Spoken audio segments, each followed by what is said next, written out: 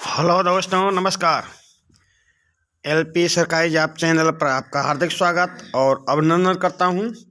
आपके उज्जवल भविष्य की कामना के साथ इस सेशन का शुरुआत कर रहा हूं, जिसका पहला प्रश्न आपकी स्क्रीन पर है। ये बहुविकल्पी प्रश्न 20 प्रश्न होंगे। पहले इसको पढ़ेंगे, याद करेंगे, समझेंगे और परीक्षा हाल में सही उत्तर करने के लिए तैयारी करेंगे। उसके बाद में फिर दूसरे खंड पे चलेंगे। प्रश्न नंबर 1 है, किस तिथि को वाजपेयी का पतन हुआ? किस तिथि को वाजपेयी का पतन हुआ? तो ये 4 जुलाई 1789 को हुआ, यह 14 जुलाई 1789 को हुआ, यह 14 सितंबर 1789 को हुआ, या 5 सितंबर 1791 को हुआ।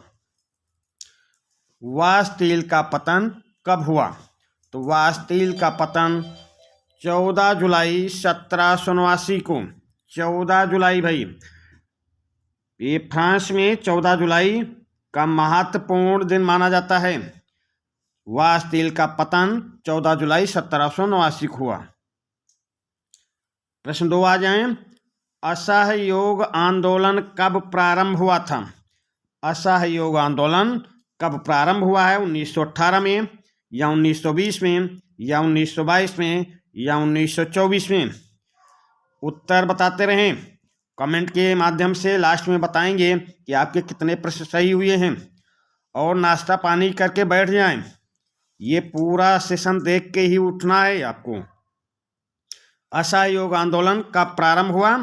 तो ये 1920 में प्रारंभ हुआ। प्रश्न नंबर 2 का ऑप्शन बी सही है। प्रश्न नंबर 3 पे आ जाएं, अगस्त प्रस्ताव किस वर्ष लाया गया? प्रश्न नंबर 3 देखें, अगस्त प्रस्ताव किस वर्ष लाया गया था?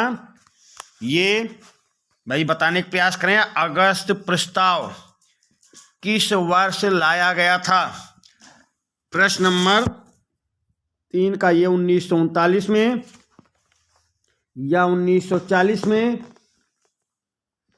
या 1942 में, या 1943 में? चलिए भाई उत्तर बताने का प्रयास करते रहें।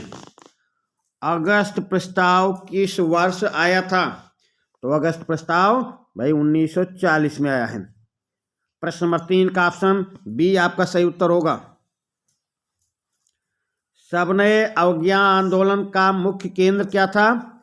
सबनय अवज्ञा आंदोलन का मुख्य केंद्र भाई ये साबरमती आश्रम था, या पोरबंदर, या खेड़ा, या सूरत?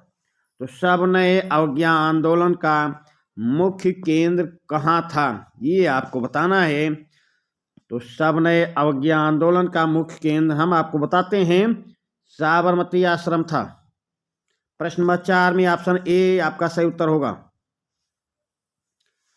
प्रश्न नंबर 5 पे आ जाएं, विलियम प्रथम 1861 में कहाँ का शासक बना था? विलियम प्रथम 1861 में कहाँ का शासक बना था? ये प्रसा का बना था, या ऑस्ट्रिया का, या सार्डिनिया का, या इटली का?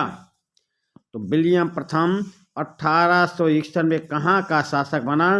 तो प्रसा का शासक बना था भाई। प्रश्न नंबर 5 का ऑप्शन ए आपका सही उत्तर है, ये प्रसा का शासक बना था। प्रश्न नंबर 6 पे आ जाएं, किस देश की खोज के उपरांत विश्व में अनेक महत्वपूर्ण परिवर्तन हुए? किस देश की खोज के उपरांत विश्व में अनेक महत्वपूर्ण परिवर्तन हुए हैं? ये ब्रिटेन की खोज के बाद हुआ, या अमेरिका की, या जापान की, या भारत की? तो प्रश्न नंबर 6 का उत्तर देने का प्रयास करें। तो किस देश की खोज के बाद? तो अमेरिका की खोज के उपरांत विश्व में अनेक महत्वपूर्ण परिवर्तन हुए। प्रश्न नंबर 6 का ऑप्शन बा आपका सही उत्तर होगा। प्रश्न नंबर 7 पे आ जाएं, बर्लिन समझौता कब हुआ? प्रश्न को भाई ध्यानपूर्वक पढ़ें और ऑप्शन को सही से देखें, फिर उत्तर करें। और ये समझ लीजिए कि आपका परीक्षा चल रही है, आपका बोर्ड का पेपर हो रहा है, यही सारे क्वेश्चन आएंगे। बिल्कुल इनको हल्के में नहीं लेना है, अच्छी तरह याद करके तब परीक्षा में बैठना है। जो हम आपको सेशन दे रहे हैं इससे अलग हटकर एक भी प्रश्न नहीं आने वाला है। सारे प्रश्न यही आएंगे और यही आपकी मेरिट को निर्धारित करेंगे। तो चलिए प्रश्न को देखते रहें। 2 महीना पहले ही आपके सामने पेपर आ चुका है, समझ लीजिए ऐसा। तो बर्लिन समझौता कब हुआ था? प्रश्न नंबर 7 का उत्तर बताने का प्रयास करें। तो 1885 में या 1895 में या 1880 में या 1890 में। तो चलिए हम इसका उत्तर आपको बताते हैं। बर्लिन समझौता कब हुआ? 1885 में। प्रश्न नंबर 7 का ऑप्शन ए आपका सही उत्तर है। प्रश्न नंबर 8 पे आ जाएं। 1939 ईस्वी से शुरू कर द्वितीय विश्व युद्ध कब तक चला था? तो ये चला था 1947 तक या 1942 तक या 1945 तक या 1946 तक। तो भाई आपने देखा होगा कि द्वितीय विश्व युद्ध में जब अमेरिका विश्व युद्ध में शामिल होता है और 6 अगस्त को हिरोशिमा और 9 अगस्त को नागासाकी पे बम फेंक देता है, परमाणु बम हमला करता है, तो उसके बाद में यह विश्व युद्ध समाप्त हो जाता है। तो 6 अगस्त 1945 या 9 अगस्त 1945 यानी कि 1945 में ये विश्व युद्ध 1945 तक चला था। चलिए अगले प्रश्न पे आ जाते हैं। बम्बई में पहली कपड़ा मिल की स्थापना कब हुई? बम्बई में पहली कपड़ा मिल की स्थापना कब हो रही भाई? 1844 में या 1874 में या 1824 में या 1854 में। तो बम्बई में पहली कपड़ा मिल की स्थापना हो रही, यह हम आपको बताते हैं 1854 में। प्रश्न नंबर 9 का ऑप्शन डी आपका सही उत्तर होगा। चलिए अगले प्रश्न में आ जाते हैं। प्रश्न नंबर 10 देखें। किस खनिज को काला सोना कहा जाता है? किस खनिज को काला सोना कहा जाता है भाई? बॉक्साइट को या मैग्नीज को या कोयला को या लोहा को? तो काला सोना कहा जाता है भाई कोयला को। प्रश्न नंबर 10 का ऑप्शन सी आपका सही उत्तर होगा। प्रश्न नंबर 11 पे आ जाएं। लेटेराइट मृदा किस राज्य में अधिक मिलती है? ये आपको प्रश्न के अकॉर्डिंग उत्तर देना रहेगा। लेटेराइट मृदा किस राज्य में अधिक मिलती है? प्रश्न नंबर 11 का उत्तर देने का प्रयास करें। तो ये कर्नाटक में ज़्यादा मिलती है या असम में या मेघालय में या उत्तर प्रदेश में। लेटेराइट मृदा किस राज्य में अधिक मिलती है? तो लेटेराइट मृदा अधिक किस राज्य में मिल रही है भाई? उत्तर बताने का प्रयास करें। तो ये असम में मिल रही है, असम में। प्रश्न नंबर 11 का ऑप्शन बी आपका सही उत्तर होगा। प्रश्न नंबर 12 पे आ जाएं। निम्नलिखित में से सुंदरबन डेल्टा कहाँ पाए जाते हैं? सुंदरबन डेल्टा कहाँ पाए जा रहे हैं भाई? गंगा डेल्टा में या थार के मरुस्थल में या दक्षिण के पठारी भाग में या शिवालिक पर्वत पर। निम्नलिखित में से सुंदरबन डेल्टा कहाँ पाए जाते हैं? प्रश्न नंबर 12 का उत्तर करने का प्रयास करेंगे। तो सुंदरबन डेल्टा भाई गंगा डेल्टा है, गंगा के डेल्टा में सुंदरबन डेल्टा पाया जाता है। प्रश्न नंबर 12 का ऑप्शन ए आपका सही उत्तर होगा। अगला प्रश्न आ जाए। कॉर्बेट नेशनल पार्क कहाँ पर है? कॉर्बेट नेशनल पार्क तो ये रामगढ़ नैनीताल में है या दुधवा लखीमपुर में है या बांदीपुर राजस्थान में है या काजीरंगा आसाम में है। कॉर्बेट नेशनल पार्क के बारे में बताएं और सेशन पसंद आ रहा हो तो लाइक करते चलिए। और जो आपके साथी आपके दोस्त जो पढ़ने वाले हैं कक्षा 10 के या जो कंपटीशन की तैयारी कर रहे हैं उनको, जिनका फ़ोन नंबर मोबाइल नंबर आपके पास है, उनको फ़ोन करके और उनको ये लिंक शेयर करके बता दीजिए कि ये सेशन चल रहा है। ये कक्षा 10 का सामाजिक विज्ञान का मॉडल पेपर पढ़ रहा है, आ रहा है। इसको पढ़ें और यही प्रश्न यही पेपर हूबहू आपके परीक्षा हाल में आपको मिलेंगे। जो बाहर आपके दोस्त साथी दोस्त रहते हैं जो पढ़ने नहीं आते नहीं पढ़ रहे हैं, उनको भी आप एक बार ये लिंक शेयर करेंगे ताकि वो भी इसका फ़ायदा उठाएं।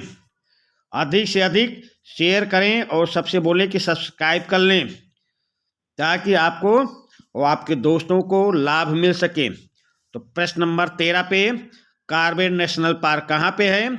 तो हम आपको बताते हैं, ये रामनगर नैनीताल में है। प्रश्न नंबर 13 का ऑप्शन ए आपका सही उत्तर होगा। प्रश्न नंबर 14 पे आ जाएं। विश्व में सर्वाधिक वर्षा किस स्थान पर होती है? तो व्लादिवोस्तोक में होती है, या चेन्नई में होती है, या न्यूयॉर्क में होती है, या माथेरान में होती है? तो विश्व में सबसे अधिक वर्षा स्थान पूछा जा रहा है, माथेरान में होती है। प्रदेश पूछा जाता मेघालय होता, देश पूछा जाता तो भारत होता। तो विश्व में सर्वाधिक वर्षा किस स्थान पर हो रही है? ऑप्शन डी आपका सही उत्तर होगा, माथेरान। मयूराक्षी परियोजना निर्मित है, तो कहाँ है? बिहार में है, या झारखंड में, या पश्चिम बंगाल में, या उत्तर प्रदेश में? मयूराक्षी परियोजना कहाँ निर्मित है भाई? तो मयूराक्षी परियोजना के बारे में बताएं। चलिए हम बताते हैं। मयूराक्षी परियोजना पश्चिम बंगाल में है, पश्चिम बंगाल में। प्रश्न नंबर 15 का ऑप्शन सी आपका सही उत्तर होगा। प्रश्न नंबर 16 पे आ जाएं। तांबे का सर्वाधिक उत्पादन करने वाला राज्य कौन सा है? सबसे ज़्यादा तांबा कहाँ से उत्पादित होता है? प्रश्न नंबर 16 का उत्तर करने का प्रयास करें। तो उत्तराखंड से होता है, या राजस्थान से, या मध्य प्रदेश से, या उत्तर प्रदेश से? तांबे का सर्वाधिक उत्पादन करने वाला राज्य कौन सा है? प्रश्न के आपको अकॉर्डिंग बताना है इसका उत्तर। प्रश्न नंबर 16 में चलिए हम बताते हैं। तांबे का सर्वाधिक उत्पादन करने वाला राज्य भाई मध्य प्रदेश है। ऑप्शन सी आपका सही उत्तर है। प्रश्न नंबर 17 पे आ जाएं। सीमा सड़क संगठन की स्थापना किस वर्ष हुई है? सीमा सड़क संगठन की स्थापना ये वर्ष 1965 में हुई, या वर्ष 1961 में, या वर्ष 1962 में, या वर्ष 1960 में? तो सीमा सड़क संगठन की स्थापना किस वर्ष हुई है, ये बताने का प्रयास करें भाई। सीमा सड़क संगठन की स्थापना हम बताते हैं वर्ष 1960 में हुई है। प्रश्न नंबर 17 का ऑप्शन डी आपका सही उत्तर होगा। नर्मदा बचाओ आंदोलन किससे संबंधित है भाई? नर्मदा बचाओ आंदोलन किससे संबंधित है? हीराकुंड बांध से, या सतलज बांध से, या नागार्जुन बांध से, या सरदार सरोवर बांध से? नर्मदा बचाओ आंदोलन का संबंध किस बांध से है? प्रश्न नंबर 18 का उत्तर देने का प्रयास करेंगे भाई। नर्मदा बचाओ आंदोलन का संबंध किस बांध से है? और उत्तर देते रहे भाई। अपने को एक बार जांचे कि आप कितना आपको आ रहा है, आप कितने योग्य हैं, आप परीक्षा की तैयारी कैसी किए हैं। तो चलिए भाई बताइए, नर्मदा बचाओ आंदोलन किससे संबंधित है, ये आपको बताना है। तो चलिए हम बताते हैं। नर्मदा बचाओ आंदोलन का संबंध सरदार सरोवर बांध से है। सरदार सरोवर बांध से है नर्मदा बचाओ आंदोलन का संबंध सरदार सरोवर बांध से है। अगले प्रश्न पे आ जाएं। प्रश्न नंबर 19। वर्तमान में भारत में कितने उपभोक्ता संगठन हैं? वर्तमान में भारत में कितने उपभोक्ता संगठन हैं? 600 से अधिक हैं भाई, या 400 से अधिक हैं, या 700 से अधिक हैं, या 500 से अधिक हैं? तो वर्तमान में भारत में कितने उपभोक्ता संगठन हैं? तो ये है भाई 700 से अधिक। प्रश्न नंबर 19 का ऑप्शन सी आपका सही उत्तर होगा। अगले प्रश्न पे आ जाएं। सूचना पाने का अधिकार अधिनियम कब पारित हुआ? सूचना पाने का अधिकार अधिनियम कब पारित हुआ है? तो 1 अक्टूबर 2005 में पारित हुआ, या मार्च 2015 में, या जनवरी 2012 में, या अप्रैल 2010 में? तो सूचना पाने का अधिकार अधिनियम कब पारित हुआ है? तो ये हम आपको बताते हैं अक्टूबर 2005 में पारित हुआ है। प्रश्न नंबर 20 का ऑप्शन ए आपका सही उत्तर होगा। चलिए भाई, अब आ जाते हैं दूसरे खंड पर। दूसरे खंड पे लघु उत्तरीय प्रश्न। लघु उत्तरीय प्रश्न पर हम आते हैं और इसका उत्तर आपको कम से कम 60 शब्दों में देना है भाई। लघु उत्तरीय प्रश्न का उत्तर कम से कम 60 शब्दों में देना है। तो पहला प्रश्न है, महात्मा गांधी ने असहयोग आंदोलन क्यों स्थगित किया? पहला प्रश्न, महात्मा गांधी ने असहयोग आंदोलन क्यों स्थगित किया? आपका इसका उत्तर देना है, कम से कम 80 शब्दों में देना है।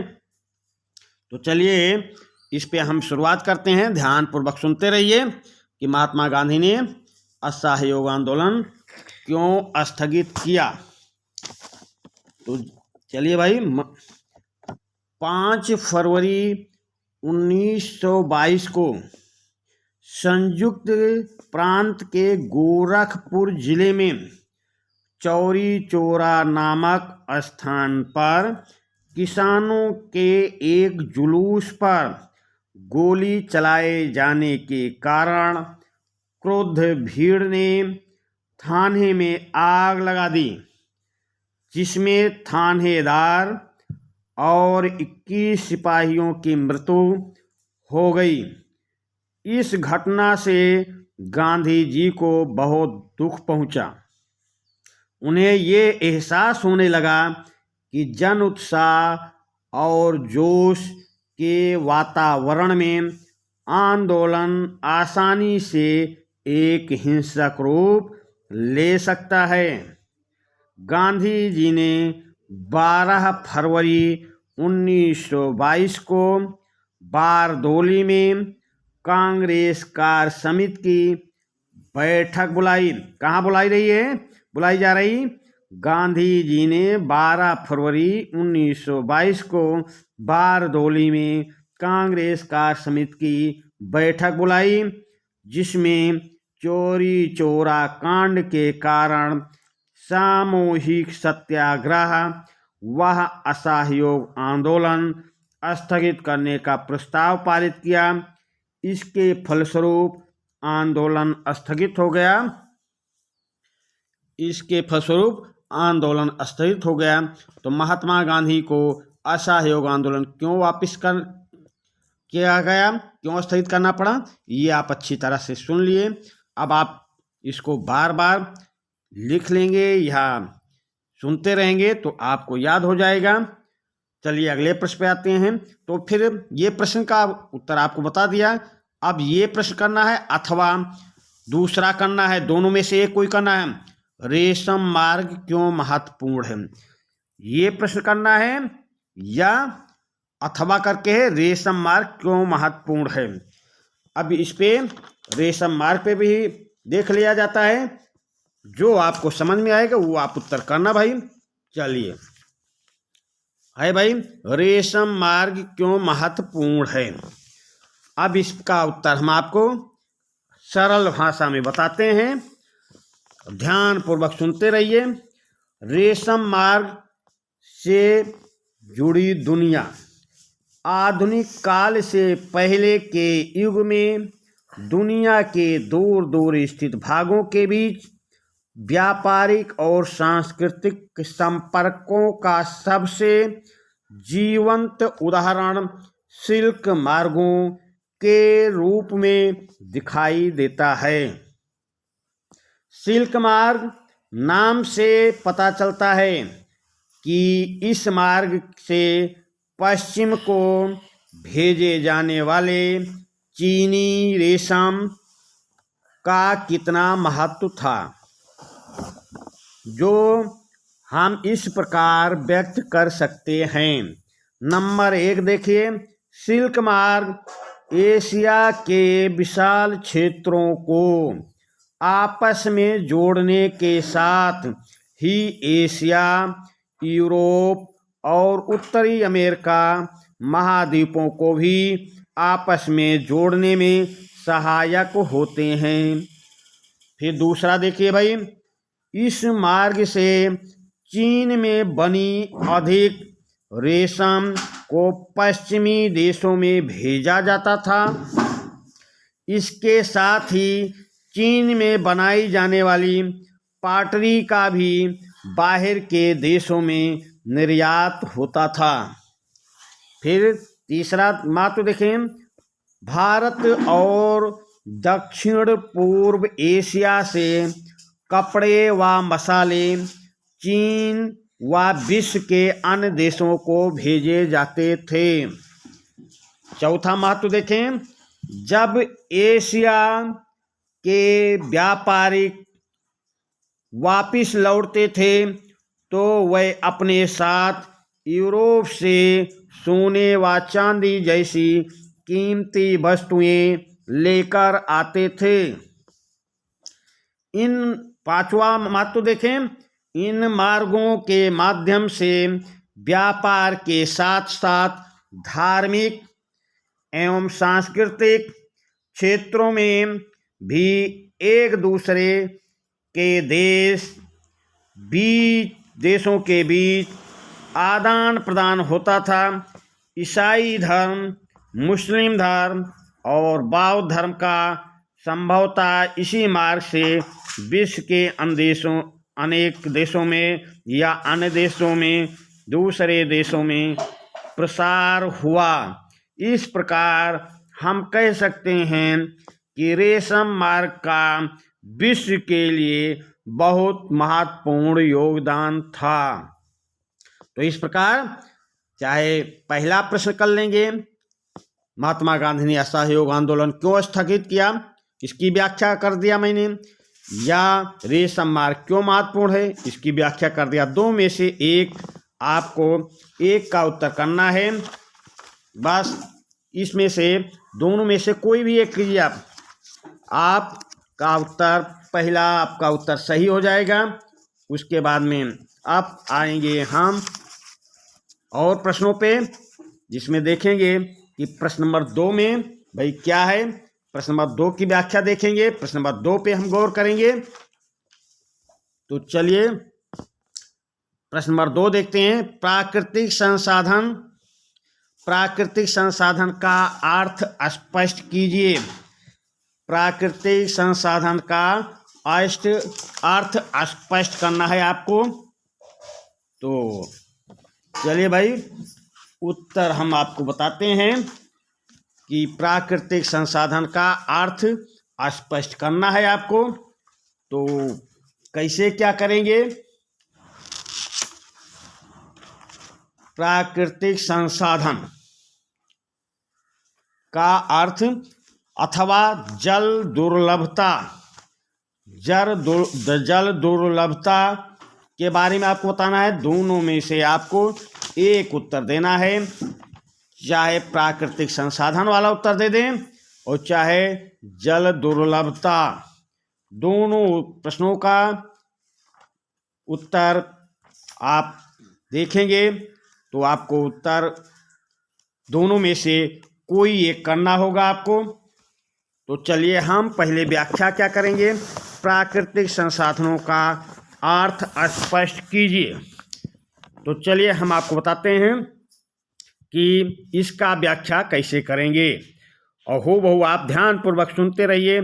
जैसे व्याख्या कर रहा हूँ वैसा आपको पेपर में करना है। तो चालू करते हैं। मानव द्वारा व्याख्या कर रहे हैं। प्राकृतिक संसाधन का अर्थ स्पष्ट कीजिए।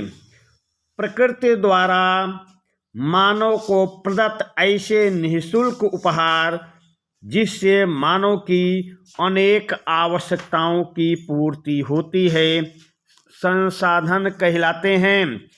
इसका अर्थ है कि मानव के विभिन्न उद्देश्यों और आवश्यकताओं की पूर्ति अथवा किसी कठिनाइयों का निवारण करने वाले अथवा निवारण में योगदान देने वाले स्रोतों को संसाधन कहा जाता है। ये संसाधन किसी देश या प्रदेश के आर्थिक निकाय को आधार एवं गति प्रदान करते हैं। वस्तुतः कोई भी वस्तु या तत्व तब तक संसाधन की श्रेणी में नहीं आ सकता जब तक कि वह मानव के उद्देश्यों की पूर्ति ना करता हो अथवा पूर्ति में किसी प्रकार का सहयोग ना देता हो। हमारे पर्यावरण में उपलब्ध प्रत्येक वस्तु जो हमारी आवश्यकताओं को पूरा करने में प्रयोग की जाती है और जिसको बनाने के लिए प्रौद्योगिकी उपलब्ध है, जो आर्थिक रूप से संभाव्य और सांस्कृतिक रूप से मान्य है, एक संसाधन है।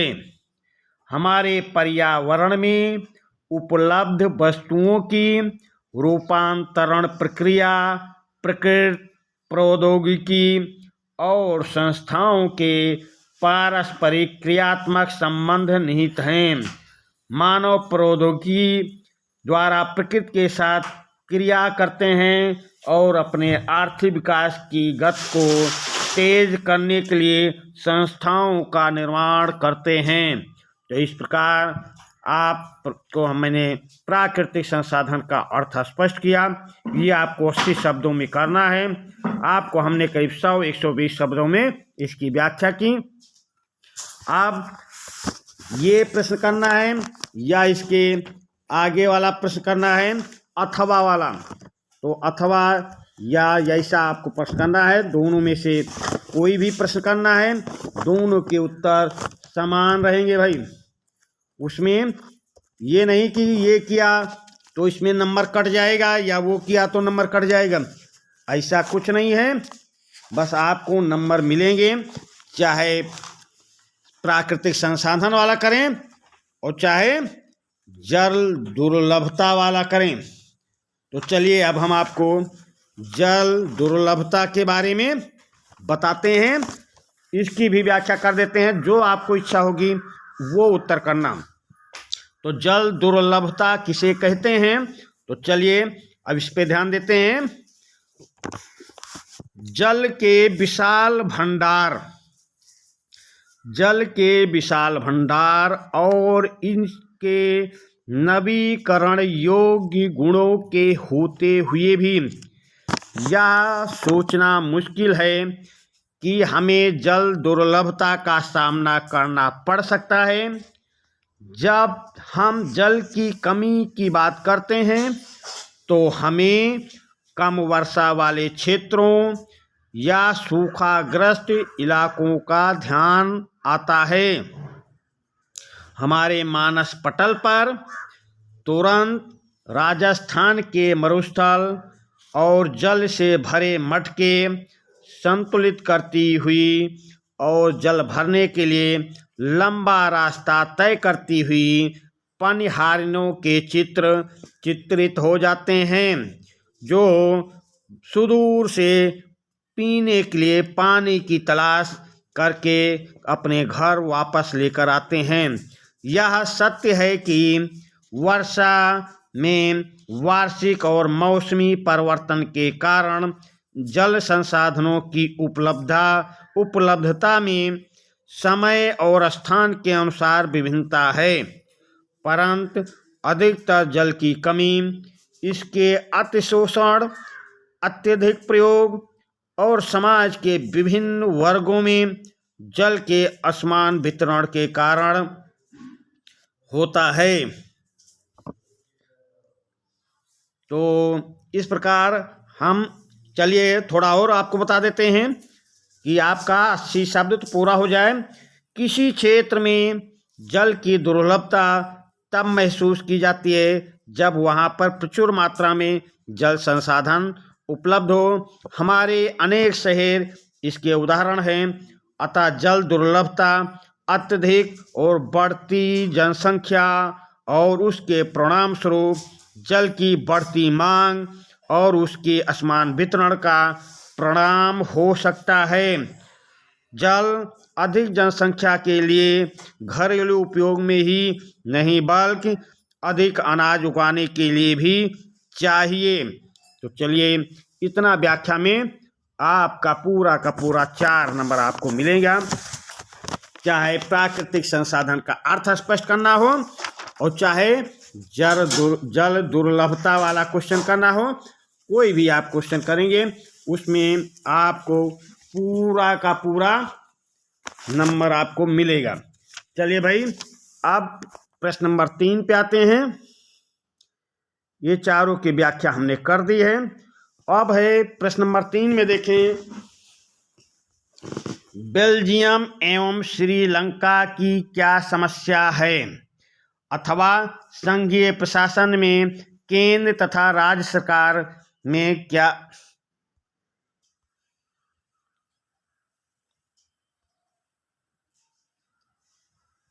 चलिए भाई, आप दिखाई देगा, बेल्जियम एवं श्रीलंका की क्या समस्या है, अथवा दूसरा प्रश्न देखें, संघीय प्रशासन में केंद्र तथा राज्य सरकार में सत्ता का विभाजन किस प्रकार होता है।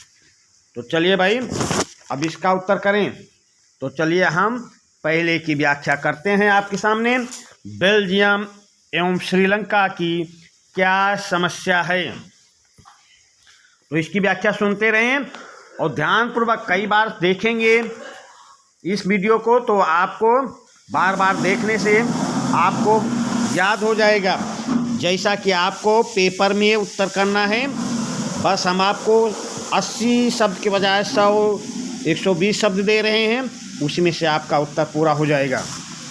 चलिए, बार बार देखना, बार बार इसको सुनना, आपको याद हो जाएगा, आप अच्छा करके आएंगे। तो प्रश्न नंबर 3 देखें, बेल्जियम एवं श्रीलंका की क्या समस्या है। हम इसकी व्याख्या करते हैं आपके सामने।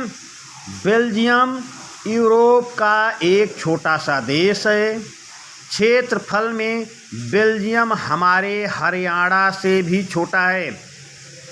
इसकी सीमाएं फ्रांस, नीदरलैंड, जर्मनी और लग्जेमबर्ग से लगती हैं। इसकी आबादी 1 करोड़ से थोड़ी अधिक है, अर्थात हरियाणा की आबादी से करीब आधी। इस छोटे से देश के समाज की जातीय बनावट बहुत जटिल है। देश की कुछ आबादी का 59% लोग फ्लेमिश इलाके में रहते हैं और डच बोलते हैं।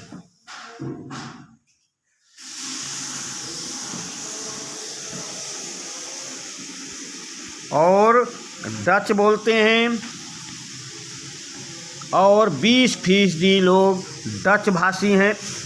80% लोग फ्रेंच बोलते हैं और 20% लोग डच भाषी हैं। अल्पसंख्यक फ्रेंच भाषी लोग बहुसंख्यक लोगों की तुलना में बहुत ज़्यादा समृद्ध और ताकतवर हैं। बहुत बाद में जाकर आर्थिक विकास और शिक्षा का लाभ पाने वाले डच भाषी लोगों को इस स्थिति से नाराज़गी थी। इसके चलते 1950 और 1960 के दशक में फ्रेंच और डच भाषी समूहों के बीच तनाव बढ़ने लगा। इन दोनों लोग समुदायों के टकराव का सबसे तीखा रूप ब्रुसेल्स में दिखा। यह एक विशेष तरह की समस्या थी। डच बोलने वाले लोग संख्या के हिसाब से अपेक्षाकृत ज़्यादा थे, लेकिन धन और समृद्धि के क्षेत्र में कमज़ोर और अल्पमत थे। और सन 1948 में श्रीलंका स्वतंत्र राष्ट्र घोषित हुआ तो सिंगली समुदाय के नेताओं ने अपनी बहुसंख्या के आधार पर शासन पर प्रभुत्व जमाना चाहा। इस वजह से लोकतांत्रिक रूप से निर्वाचित सरकार ने सिंगली समुदाय की प्रभुत्व कायम करने के लिए अपनी बहुसंख्यक परस्ती के तहत निर्णय लिए। तो अब आप समझ गए होंगे बेल्जियम और श्रीलंका की क्या समस्या थी। अब बेल्जियम और श्रीलंका दोनों समस्या आपके सामने हमने रख दिया है। अब उसके आगे अब आप अगला अथवा करके है, संघीय प्रशासन में केंद्र व राज्य सरकार से में सत्ता का विभाजन किस प्रकार होता है। संघीय प्रशासन में केंद्र तथा राज्य सरकार में सत्ता का विभाजन किस प्रकार होता है। तो चलिए हम इसको भी आपके सामने इसकी व्याख्या कर रहे हैं, बस आप ध्यानपूर्वक सुनते जाइए। चलिए अब इसकी व्याख्या करें। बेल्जियम श्रीलंका की क्या समस्या है ये करना, अथवा संघीय प्रशासन में केंद्र और राज्यों सरकार में सत्ता का विभाजन किस प्रकार होता है ये करना। तो चलिए भाई हम आपको इसके बारे में बताते हैं। संघीय व्यवस्था की जिन विशेषताओं का जिक्र किया जाता है वे सभी भारतीय संविधान की विभिन्न प्रावधानों में लागू होती हैं। संविधान ने मौलिक रूप से 2 स्तरीय शासन व्यवस्था का प्रावधान किया था, संघ सरकार और राज्य सरकार। केंद्र सरकार को पूरे भारतीय संघ का प्रतिनिधित्व करना था। बाद में पंचायतों और नगर पालिकाओं के रूप में संघीय शासन का एक तीसरा स्तर भी जोड़ा गया। किसी भी संघीय व्यवस्था की तरह हमारे देश में भी तीनों स्तरों की शासन व्यवस्थाओं के अपने अलग अलग अधिकार क्षेत्र हैं। संविधान में स्पष्ट रूप से केंद्र और राज्य सरकारों के बीच विधायी अधिकारों को 3 हिस्से में विभक्त किया गया है। ये 3 सूचियां का वर्णन हम इस प्रकार कर सकते हैं। संघ सूची में वह विषय आते हैं जो राष्ट्रीय स्तर के विषय होते हैं, जैसे संघ सूची में प्रतिरक्षा, विदेशी मामले, बैंकिंग, संचार और मुद्रा जैसे राष्ट्रीय महत्व के विषय हैं। पूरे देश के लिए इन मामलों में एक तरह की नीतियों की जरूरत होती है। इसी कारण इन विषयों को संघ सूची में रखा गया है। संघ सूची में वर्णित विषयों के बारे में कानून का अधिकार सिर्फ केंद्र सरकार को है। अब आ जाइए दूसरा देखें, राज्य सूची में पुलिस, व्यापार, वाणिज्य, कृषि और सिंचाई जैसे प्रांतीय और स्थानीय महत्व के विषय हैं। राज्य सूची में वर्णित विषयों के बारे में सिर्फ राज्य सरकार को कानून बनाने का अधिकार रहता है। तीसरी सूची आ जाएं, जिन तीनों सूचियों का हमने नाम लिया। समवर्ती सूची में शिक्षा, वन, मजदूर, संघ, विवाह, गोद लेना और उत्तराधिकार जैसे विषय हैं, जो केंद्र के साथ राज्य सरकारों को भी सम्मिलित सूची में आते हैं। इन विषयों पर कानून बनाने का अधिकार राज्य सरकारों और केंद्र सरकार दोनों को ही है, लेकिन किन्हीं कारणों से जब दोनों के कानूनों में टकराव हो तो केंद्र सरकार द्वारा बनाया गया कानून ही मान्य होगा। तो चलिए भाई, प्रश्न नंबर 3 के दोनों प्रश्नों की व्याख्या हो गई है। अब आगे बढ़ने की कोशिश करते हैं। ये अच्छी तरह आपको समझ में आ गया होगा, हम ऐसा विश्वास करते हैं कि आपको ये दोनों प्रश्न बहुत अच्छी तरह से समझ में आ गए होंगे। चलिए भाई, अब क्या है, आगे देखते हैं प्रश्न नंबर 4। प्रश्न नंबर 4 को देखते हैं कि 4 में हम आपको व्याख्या करते हैं कि प्रश्न नंबर 4 में क्या है, भाषा के आधार पर विभिन्न देशों की तुलना किस प्रकार की जा सकती है। विभिन्न देशों या राज्यों की तुलना आय के आधार पर, भाषा के नहीं, आय के आधार पर विभिन्न देशों की तुलना किस प्रकार की जाती है, अथवा वैश्वीकरण से आप क्या समझते हैं, अपने शब्दों में लिखिए। ये दोनों में से कोई एक करना है। आय के आधार पर विभिन्न देशों की तुलना किस प्रकार की जाती है, अथवा वैश्वीकरण से आप क्या समझते हैं।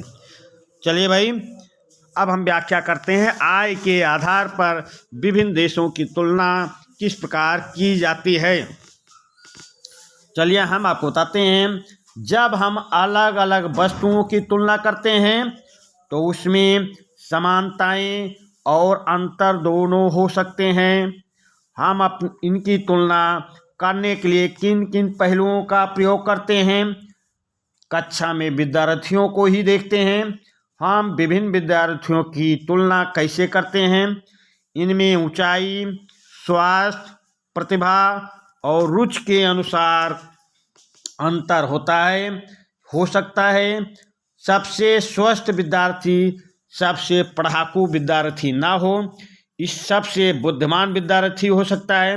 मित्रता व्यवहार ना रखता हो तो हम विद्यार्थियों की तुलना कैसे करते हैं। हम जो मापदंड प्रयोग करेंगे वह तुलना के उद्देश्य पर निर्भर करेगा। खेल कूद टीम, वाद विवाद टीम, संगीत टीम या पिकनिक के लिए टीम, सबके चयन के लिए अलग अलग मापदंड होंगे। जैसे कि देशों की तुलना करने के लिए उनकी आय सबसे महत्वपूर्ण विशिष्टता समझी जाती है। जिन देशों की आय अधिक है उन्हें कम आय वाले देशों से अधिक विकसित समझा जाता है। जैसे बांग्लादेश व श्रीलंका की आय की तुलना में ब्रिटेन व अमेरिका की आय अत्यधिक है। यह इस समझ पर आधारित है कि अधिक आय का अर्थ है मानवीय आवश्यकताओं की सभी वस्तुओं का अधिक होना। जो भी लोगों को पसंद है और जो उनके पास होना चाहिए वह उन सभी वस्तुओं को अधिक आय के द्वारा प्राप्त कर पाएंगे। इसलिए ज़्यादा आय अपने आप में एक महत्वपूर्ण लाभ समझा जाता है। किंतु देशों के बीच तुलना करने के लिए कुल आय इतनी उपयुक्त माप नहीं है, क्योंकि देशों की जनसंख्या अलग अलग होती है। कुल आय को तुलना करने से हमें ये ज्ञात नहीं होगा कि औसत व्यक्ति क्या कमा सकता है। क्या एक देश के लोग दूसरे देश के लोगों से बेहतर हैं। इसलिए हम औसत आय की तुलना करते हैं, जो कि देश की कुल आय को कुल जनसंख्या से भाग देकर निकाली जाती है। औसत आय को प्रति व्यक्ति आय कहते हैं। तो चलिए भाई, इसकी व्याख्या आपके सामने आ गई। अब हम आगे के प्रश्न पे आते हैं। आय के आधार पर व्याख्या आपकी हो गई। अब अथवा करके क्वेश्चन दिया गया है, वैश्वीकरण से आप क्या समझते हैं। तो वैश्वीकरण से आप क्या समझते हैं, इसके बारे में आपको बताना है कि वैश्वीकरण से आप क्या समझते हैं। तो चलिए भाई, इसकी व्याख्या हम चालू करते हैं और ध्यानपूर्वक व्याख्या आप सुनते रहें। आप व्याख्या को ध्यानपूर्वक सुनेंगे, समझेंगे, तब उत्तर करेंगे तो ज़्यादा नंबर आप लाएंगे और वही आपका पेपर में अच्छा से अच्छा नंबर आ सकता है। तो वैश्वीकरण के बारे में हम व्याख्या करना चालू कर रहे हैं। वैश्वीकरण से आप क्या समझते हैं, अपने शब्दों में लिखिए। तो चलिए अब इसकी व्याख्या सुन लें और ध्यानपूर्वक सुनते रहें भाई। बार बार वीडियो को देखेंगे तो आपको सब समझ में आ जाएगा। परीक्षा हाल में ऐसा ही पेपर आएगा और यही सारे प्रश्न रहेंगे, बस आप सुनते रहिए। तो वैश्वीकरण से आप क्या समझते हैं, अपने शब्दों में लिखिए। वैश्वीकरण से आप क्या समझते हैं, अपने शब्दों में लिखना है।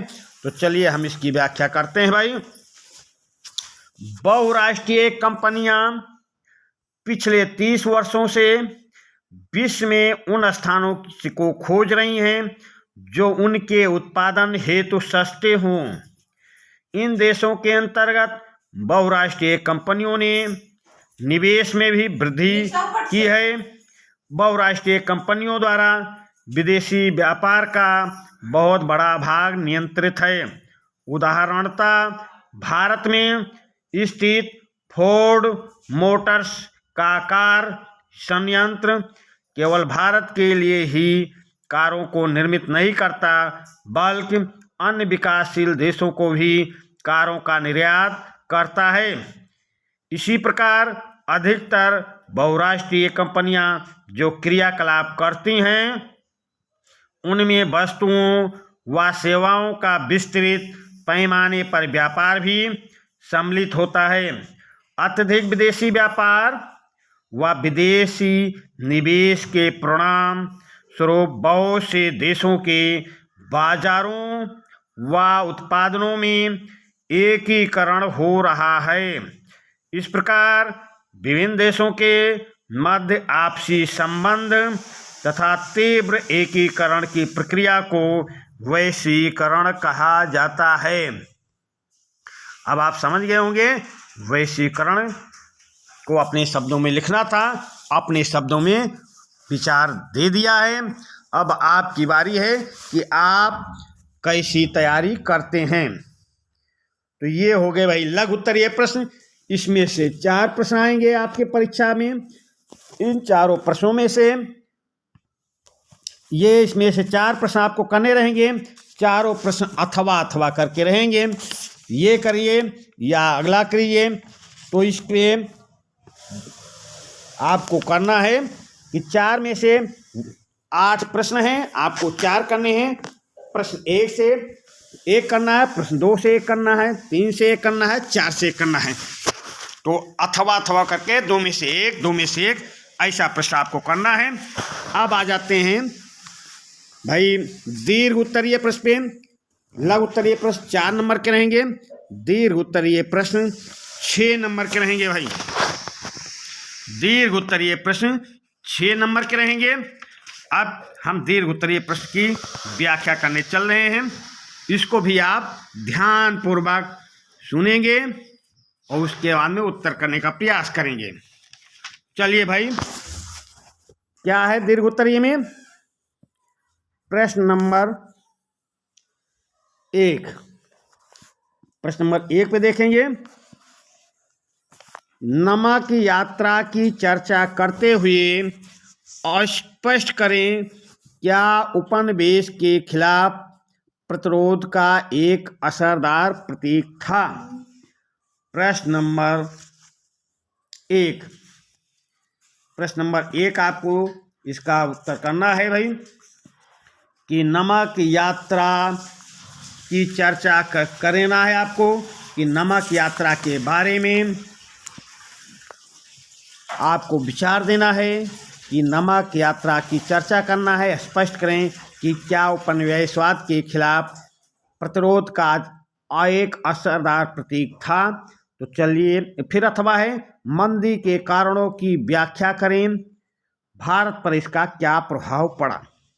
चलिए पहले हम प्रश्न नंबर 1 का नमक यात्रा से चालू करते हैं। अब आप ध्यानपूर्वक सुनिए। देश को एकजुट करने के लिए महात्मा गांधी को नमक एक शक्तिशाली प्रतीक दिखाई दिया। उन्होंने 31 जनवरी 1930 को वायसराय इरविन को एक पत्र लिखा जिसमें 11 मांगों का उल्लेख था। इनमें से कुछ मांगें सामान्य थीं, जबकि कुछ उद्योगपतियों से लेकर किसानों तथा विभिन्न वर्गों से जुड़ी हुई थीं। गांधी जी का उद्देश्य समाज के सभी वर्गों को अपने साथ जोड़ना था ताकि सभी उनके अभियान में सम्मिलित हो सकें। इनमें सबसे महत्वपूर्ण मांग नमक कर को समाप्त करने की थी, क्योंकि नमक का उपयोग तो सभी अमीर गरीब करते थे। ये भोजन का एक अभिन्न हिस्सा था, इसलिए नमक पर कर और उसके उत्पादन पर सरकारी प्रतिबंध को महात्मा गांधी ने ब्रिटिश शासन का सबसे दमनकारी पहलू माना। गांधी जी द्वारा प्रस्तुत 11 सूत्री मांगे इस प्रकार हैं। पहले इन 11 सूत्री मांगों को देख लेते हैं। क्या मांगे थी? सेना के व्यय में 50% की कटौती। दूसरा, सिविल सेवा के वेतनों में 50% की कटौती। 3, पूर्ण शराबबंदी। 4, राजनीतिक बंदियों की रिहाई। 5वीं मांग, आपराधिक गुप्तचर विभाग में सुधार। फिर 6ठा है, हथियार कानून में सुधार करके बंदूकों इत्यादि के लाइसेंस की स्वीकृति को जन नियंत्रण के अंतर्गत लाना। 7वां है, रुपये स्टर्लिंग के विनिमय अनुपात को घटाकर 1 शिलिंग 4 पेंस करना। 8वां है, कपड़ा उद्योग को संरक्षण प्रदान करना। 9वां है, तटीय नौवाहन को भारतीय के लिए आरक्षित करना। 10वां है, भू राजस्व में 50% की कटौती करना। 11वां है, नमक कर एवं नमक पर सरकारी एकाधिकार की समाप्ति। अब आप इसके बारे में अच्छी तरह समझ गए होंगे। और फिर आगे देखिए भाई, और इससे संबंधित ये दीर्घ उत्तरीय प्रश्न है।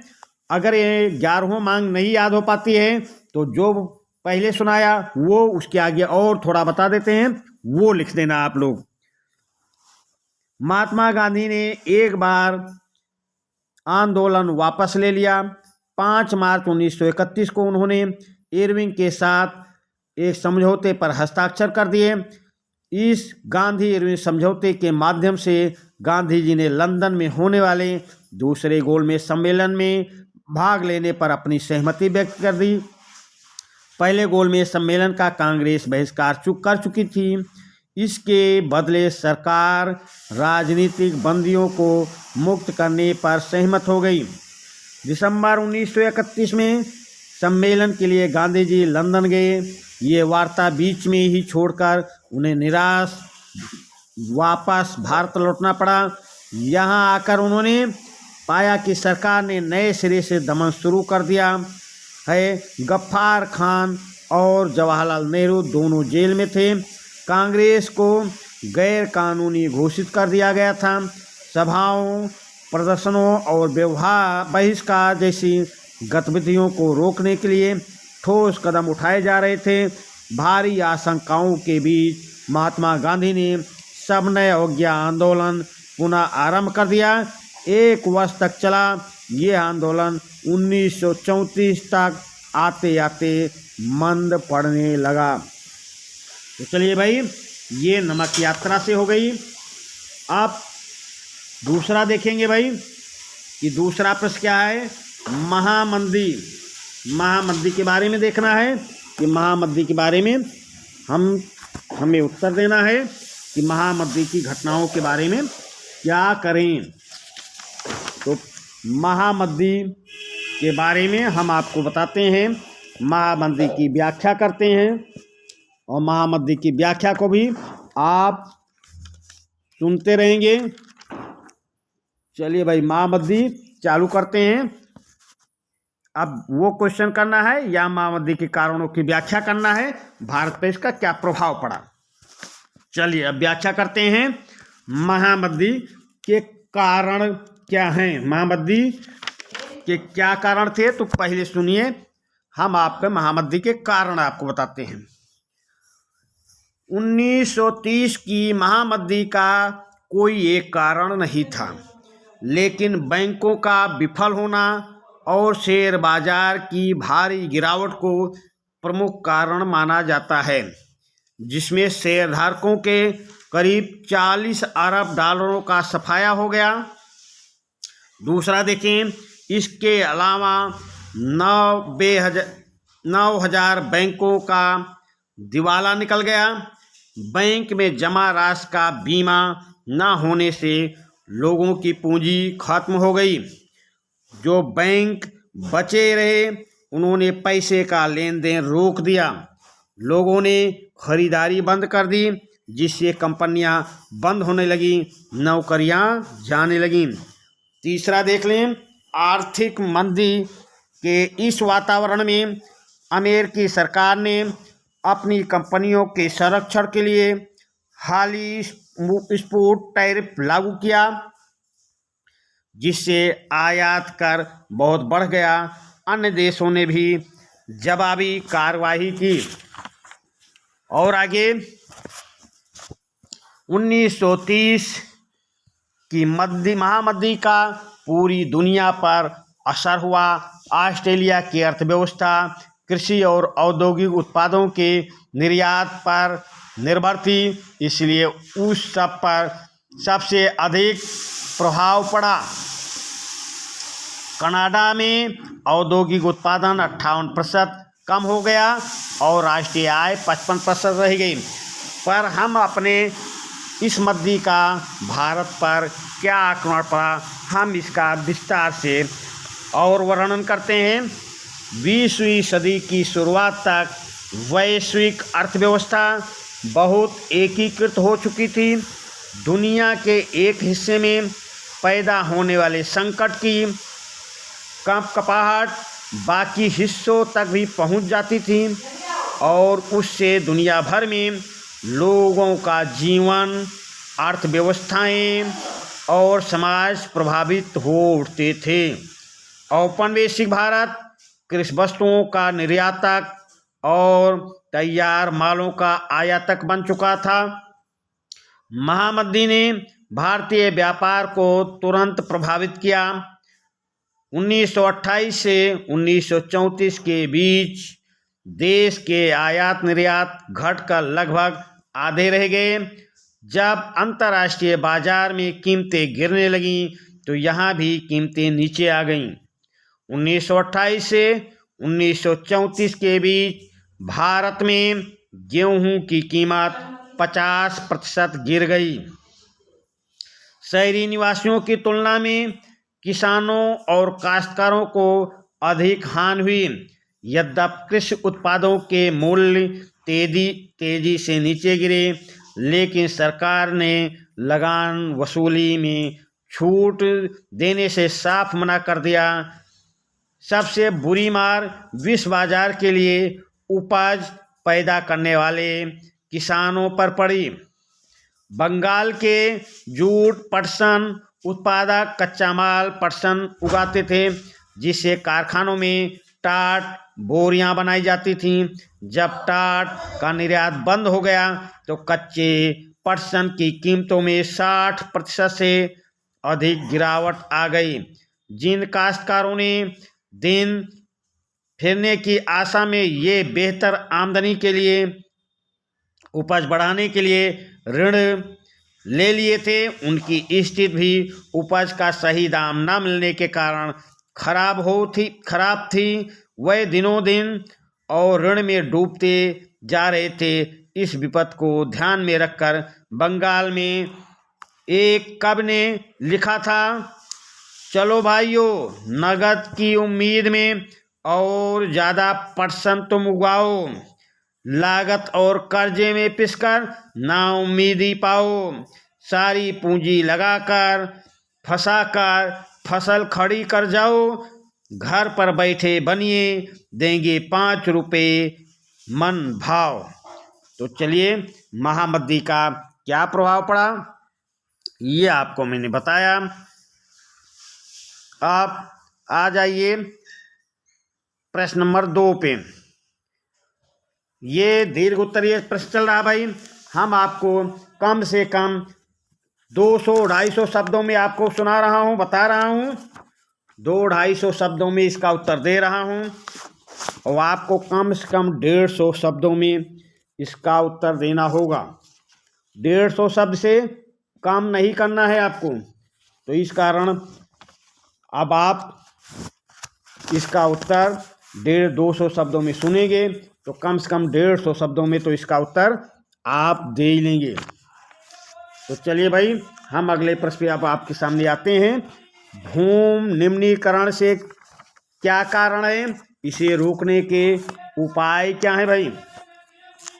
उसके बाद में फिर अगला क्वेश्चन क्या है, उससे ऑप्शन पे आ जाएं।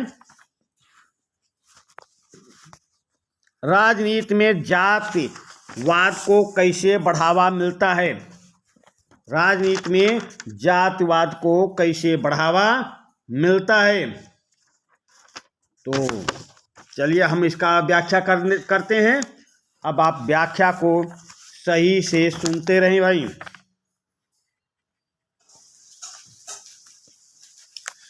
चलिए, भूमि निम्नीकरण से क्या जानते हो, इसे रोकने के उपाय बताएं। तो भूमि निम्नीकरण के आपको कारणों पे पहले विचार करना है, फिर रोकने का उपाय। प्रश्न नंबर 2 में भूमि निम्नीकरण के क्या कारण हैं, इसे रोकने के उपाय बताइए। अथवा राजनीति में जातिवाद को कैसे बढ़ावा मिलता है। चाहे ये प्रश्न करना है प्रश्न नंबर 2 में, और चाहे ये प्रश्न करना है। हम आपको दोनों की व्याख्या करके दे देते हैं। जो आपको सरल लगे, जो आपकी समझ में आवे, वो प्रश्न आपको परीक्षा हाल में करना है। हम दोनों की व्याख्या करते हैं।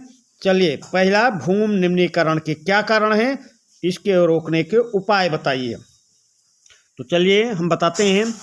भूमि निम्नीकरण वह प्रक्रिया है जिसमें भूमि खेती के अयोग्य बनती है। भूमि निम्नीकरण कहलाती है। मतलब भूमि निम्नीकरण से खेत की उर्वरक क्षमता कम हो जाती है। भूमि निम्नीकरण में जिम्मेदार निम्नलिखित तत्व हैं, जैसे कि खनन के द्वारा भूमि निम्नीकरण का सबसे महत्वपूर्ण कारकों में माना जाता है। खनन के द्वारा ही भूमि निम्नीकरण होता है। खनन के उपरांत खदानों वाले स्थानों को गहरी खाइयों और मलबे के साथ खुला छोड़ दिया जाता है। खनन के कारण झारखंड, छत्तीसगढ़, मध्य प्रदेश और ओडिशा जैसे राज्यों में वनोन्मूलन भूमि निम्नीकरण का कारण बना।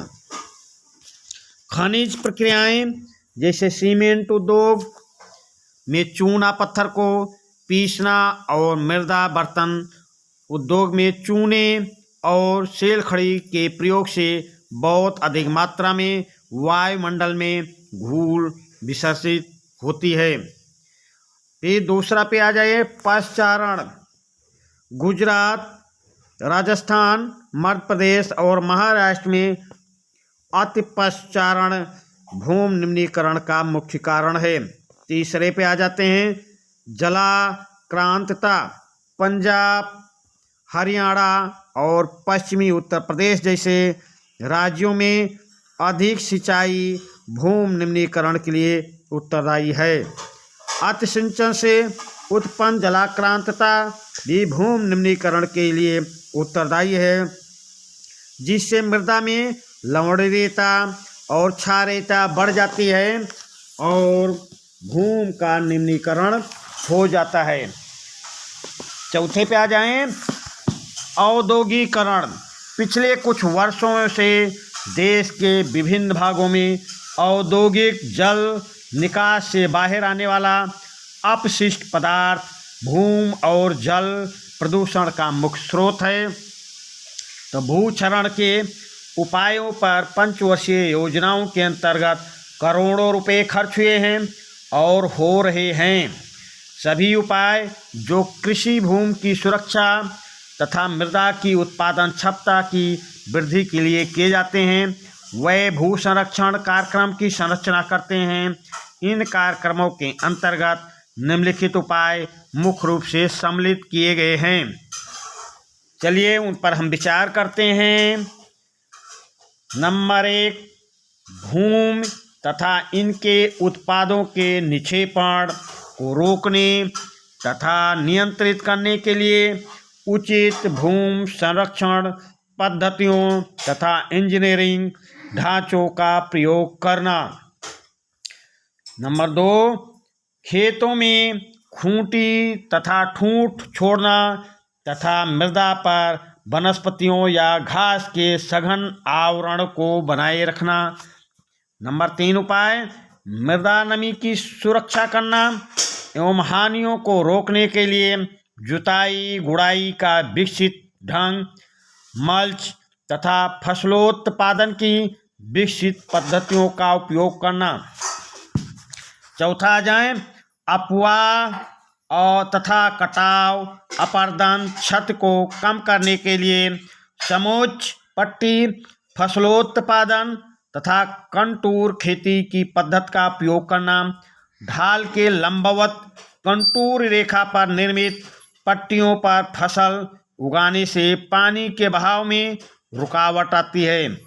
ऐसा होने से पानी भूमि पर अधिक समय तक रुकता है तथा अंततः जल संभरण बढ़ जाता है। अत्यधिक वर्षा की अवधि में जल को ठिकाने लगाने के लिए तथा मृदा नमी को सुरक्षित रखने के लिए सीढ़ीदार खेतों का निर्माण करना। सीढ़ीदार खेतों का निर्माण भू संरक्षण का एक अस्थायी तथा संतोषजनक तरीका है, यद्यपि ये बहुत महंगा है। भू क्षरण के लिए उचित फसल चक्र का उपयोग करना।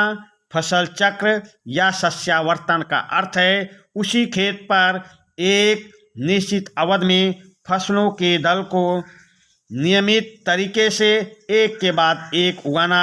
कम वनस्पतियों वाली फसलों को लगातार उगाने से अपर्दन अधिक होता है तथा मृदा कार्य में ऐसे फसल चक्र का चुनाव करना चाहिए जिससे अधिकाधिक समय तक घास व दाल वाली फसलें भूमि को आच्छादित रखें। सिंचाई व जल निकास का उचित प्रबंध करना। कृषि योग्य भूमि तक सिंचाई की सुविधा का विस्तार करना आदि भूमि निम्नीकरण के उपाय हैं। तो चलिए भाई, भूमि निम्नीकरण के उपाय के बारे में आपको मैंने बताया। अब इसमें कम से कम 200 शब्दों का उत्तर दिया हूँ, आपको 150 करना रहेगा। तो आप बार बार सुनेंगे तभी आपको याद होगा। इसको बार बार देखें, सुने, समझें और फिर परीक्षा हाल की तैयारी में जुटे रहें, तभी अच्छे नंबर आपको मिलेंगे।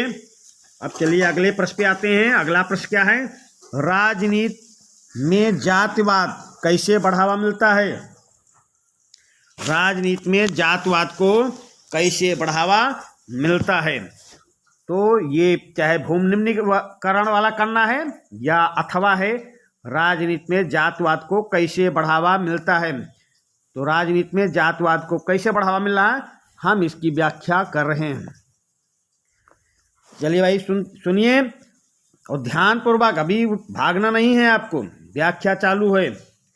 सांप्रदायिकता के समान ही जातिवाद भी इस मान्यता पर आधारित है कि जाति ही सामाजिक समुदाय के गठन का एकमात्र आधार है।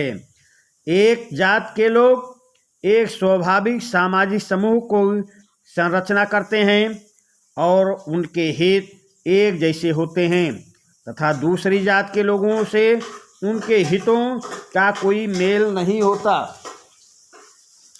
जाति हमारे जीवन का एक पहलू अवश्य, लेकिन यही एकमात्र या सबसे अधिक महत्वपूर्ण पहलू नहीं है। राजनीति में जात अनेक रूप ले सकती है। राजनीतिक पार्टियां और उम्मीदवार समर्थन हासिल करने के लिए जातिगत भावनाओं को आधार बनाते हैं। कुछ राजनीतिक दलों को कुछ विशेष जातियों के सहयोग और प्रतिनिधि के रूप में देखा जाता है।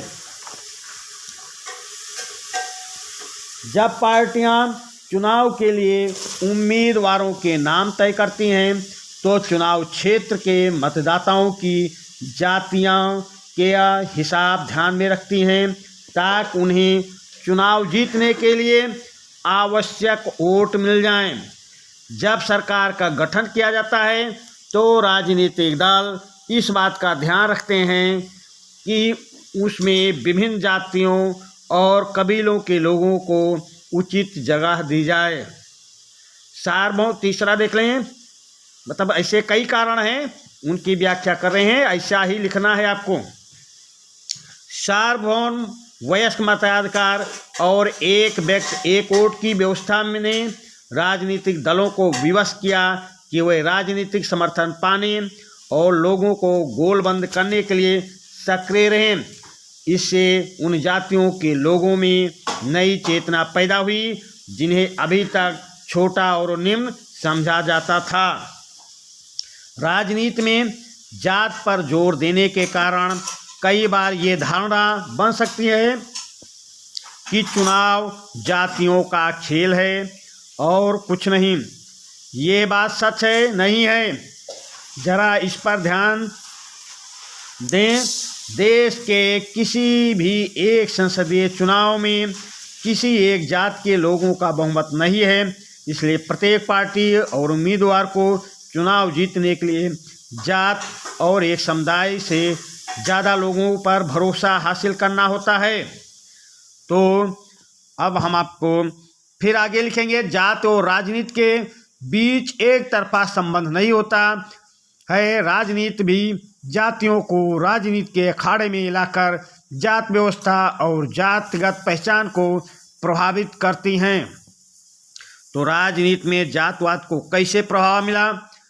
प्रत्येक जात खुद को बड़ा बनाना चाहती है, इसलिए पहले वो अपने समूह की जिन उपजातियों को छोटा या नीचा बताकर अपने बाहर रखना चाहती थी, अब उन्हें अपने साथ लाने का प्रयास करती हैं।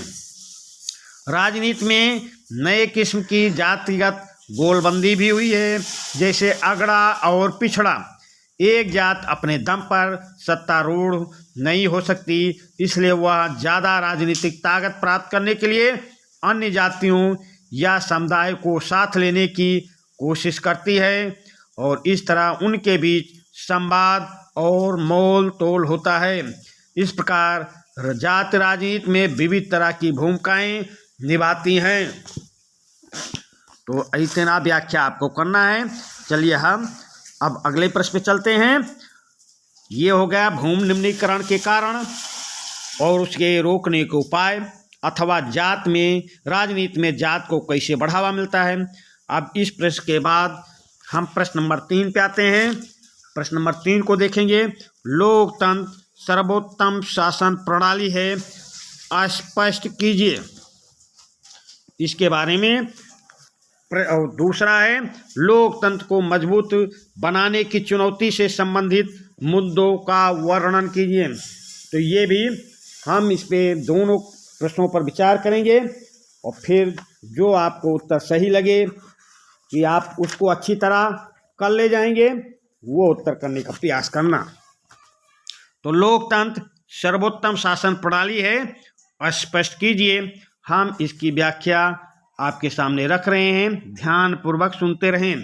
लोकतंत्र सर्वोत्तम शासन प्रणाली है। चलिए भाई शुरुआत करते हैं इसकी व्याख्या। लोकतंत्र के परिणामों पर विचार करने के पूर्व यह जानना आवश्यक है कि लोकतंत्र को अन्य शासन प्रणालियों की तुलना में श्रेष्ठकर क्यों माना जाता है। लोकतांत्रिक शासन व्यवस्था में कुछ ऐसे गुण पाए जाते हैं जो अन्य शासन प्रणालियों में नहीं पाए जाते। ऐसे गुणों को निम्नलिखित प्रकार हम व्यक्त कर सकते हैं। नंबर 1, देखे भाई हेडिंग डाल डाल के लिखते रहेंगे क्योंकि विस्तृत उत्तर ये प्रश्न है और इस पे हेडिंग डाल के लिखेंगे, उसकी व्याख्या करेंगे तो आपके 3-4 पन्ने हो जाएंगे। नंबर 1, जनमत पर आधारित शासन। जनमत पर आधारित शासन। जनमत पर आधारित शासन का अर्थ हुआ कि शासन जनता की सामान्य इच्छा के अनुसार चलाया जाता है। इसमें प्रत्येक व्यक्ति की इच्छा को ध्यान में रखा जाता है। नंबर 2, समानता और स्वतंत्रता का पोषक। अब इसकी व्याख्या करें। लोकतंत्र के अंतर्गत जात, वंश, रंग, धर्म, लिंग आदि का भेदभाव नहीं किया जाता। कानून के सामने सभी नागरिक समान माने जाते हैं। इसके अतिरिक्त लोकतंत्र स्वतंत्रता का भी पोषक है। इसके अंतर्गत विचार, भाषण, सभा इत्यादि की स्वतंत्रताएं दी जाती हैं। नंबर 3, जन कल्याण का पोषक। लोकतंत्र का उद्देश्य सभी लोगों का कल्याण करना है।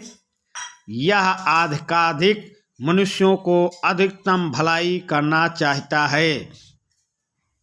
चौथी हेडिंग डालेंगे, राजनीतिक जागृति। लोकतंत्र जनता में राजनीतिक जागृति उत्पन्न कराने में भी सहायक होता है। निर्वाचन तथा शासन कार्य में भाग लेने के कारण जनता में राजनीतिक चेतना आती है। नंबर 5, ये भी हेडिंग डालेंगे, लोकप्रिय एवं अस्थायी शासन। जनता के हित का सबसे अधिक ध्यान रखे जाने के कारण ही लोकतंत्र सर्वाधिक लोकप्रिय शासन है। लोकतंत्र जनता की तथा जनता के लिए सरकार है। यह अस्थायी शासन का साधन भी है, क्योंकि इसमें जनता ही शासन का संचालन करती है। नंबर 6 हेडिंग डालेंगे, राजनीतिक एवं सामाजिक क्रांति का भय नहीं। लोकतंत्र में जनता का सहयोग प्राप्त रहता है। शासन को जनता के संतुष्ट रहने के कारण राजनीतिक और सामाजिक क्रांति का भय नहीं रहता। 7वीं हेडिंग डालेंगे, राष्ट्रीयता और देशभक्त की भावना। राष्ट्रीयता और देशभक्त की भावना। लोकतंत्र में जनता ही देश का शासक होती है, अतः इसमें नागरिकों में देशभक्त की भावना का विकास स्वाभाविक है। जनता को देश के लिए काम करने का मौका मिलता है। यही कारण है कि इसमें राष्ट्रीयता की भावना का भी विकास होता है। 8वीं हेडिंग डालेंगे, व्यक्ति की गरिमा में वृद्धि। लोकतंत्र में समानता के सिद्धांत का पोषण होने से सभी नागरिक समान माने जाते हैं, चाहे वह अमीर हों अथवा गरीब, शिक्षित हों अथवा अशिक्षित, कार्यरत हों अथवा बेरोजगार, पुरुष हों अथवा महिला। इसी प्रकार किसी व्यक्ति को हे दृष्टि से नहीं देखा जाता, चाहे वो किसी जात, रंग, वंश, धर्म, पेशा या भाषा बोलने वाला हो। इस प्रकार सभी व्यक्ति गरिमा के साथ जीते हैं और उनकी गरिमा में वृद्धि होती है। 9वीं हेडिंग डालेंगे, निर्णय करने का ठोस तरीका। एक लोकतांत्रिक सरकार काफी विचार विमर्श करने के बाद निर्णय करती है। इस प्रक्रिया में बहुत से लोग सम्मिलित होते हैं और कई लोगों के मतों पर विचार किया जाता है। इससे निर्णय करने में काफ़ी समय लगता है, परंतु इससे गलत निर्णय होने की संभावना कम हो जाती है। विचार विमर्श के क्रम में ही गलतियों को सुधार लिया जाता है और बेहतर निर्णय ले लिए जाते हैं। बेहतर निर्णय के साथ साथ गलतियों को सुधारने की भी संभावना बनी रहती है। 10वीं हेडिंग डाल देंगे, मतभेदों में सामंजस्य की भावना। चूंकि लोकतंत्र में विभिन्न समूह और वर्ग के लोग निवास करते हैं, इसलिए उनमें टकराव स्वाभाविक है। लोकतांत्रिक शासन व्यवस्था में ये क्षमता होती है कि इन टकरावों में सामंजस्य करें और सबों को सौहार्दपूर्ण स्थिति में रहने का अवसर प्रदान करें। लास्ट में आपको लिखना है, इस प्रकार हम कह सकते हैं लोकतांत्रिक व्यवस्था किसी भी देश के विकास और उस देश के नागरिकों के विकास की समुचित व्यवस्था है। इतना लिखेंगे तो आपका 200 शब्दों से ज़्यादा हो जाएगा और आपका सही उत्तर 6 में 6 प्रश्न आपको मिलेंगे। 6 प्रश्न के अधिकारी आप होंगे। तो इस तरह आपको लिखना है, हेडिंग डाल के लिखना है और अच्छा और सुंदर स्पष्ट शब्दों में लिखना है। कोई भी व्याख्या करेंगे तो जल्दबाजी में नहीं, अच्छा सुंदर स्पष्ट शब्दों में लिखेंगे और लास्ट में ज़रूर लिखेंगे उससे संबंधित कोई इस बात कि जहाँ तक मेरा विचार है ये है, ऐसा लिखेंगे। अब हम ये लोकतंत्र को मजबूत बनाने वाली चुनौतियों से संबंधित मुद्दों का वर्णन करेंगे। इसमें क्या है, लोकतंत्र को मजबूत बनाने की चुनौती से संबंधित मुद्दों का वर्णन करें। लोकतंत्र कैसे मजबूत होगा उसका वर्णन आपको करना है। तो इस पे हम चलते हैं, आपके सामने रखते हैं कुछ बातें और उनमें आप देखेंगे कि हाँ आपका उत्तर सही हो रहा है। आप उस पर चलिए, अब हम इसकी व्याख्या करने चलते हैं। व्याख्या को ध्यानपूर्वक सुनेंगे, व्याख्या को ध्यानपूर्वक सुनेंगे और फिर अगले प्रश्न में तभी जाएंगे जब तक ये पूरा सुन नहीं लेंगे। लोकतंत्र की चुनौतियां क्या क्या हैं। अब लोकतंत्र को मजबूत बनाने की चुनौतियों से संबंधित मुद्दे, चलिए अब इसकी हम व्याख्या करते हैं आपके सामने।